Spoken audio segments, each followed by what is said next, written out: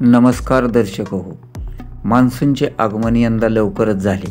नेहमी 7 जूनला आपल्या भागात येणारा मान्सून यंदा मात्र लवकरच आल्याचं हवामान खात्यानं जाहीर केलं। यंदा 22-23 तारखेपासूनच पुण्याच्या घाटमाथा परिसरावर पावसाचे जोरदार आगमन झाले। त्यामुळे उजनी धरणाच्या पाणी पातळीत वेगाने वाढ होऊ लागली।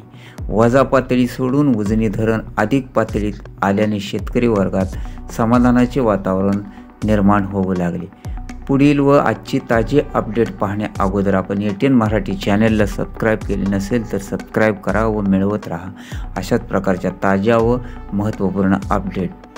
उजनी धरणात सध्याला एकूण आजच्या तारखेनुसार एकूण 81.00 TMC पाणीसाठा उपलब्ध झालेला आहे। यातील उपयुक्त पाणीसाठा 17.34 TMC आहे। तर दौंडकडून येणारी आवक कालपेक्षा म्हणजेच आज जी आहे ती 5410 आहे, परंतु काल हीच आवक 5504 क्युसेक होती, म्हणजे किंचित 100 क्युसेक्सने फक्त कमी झालेली आहे।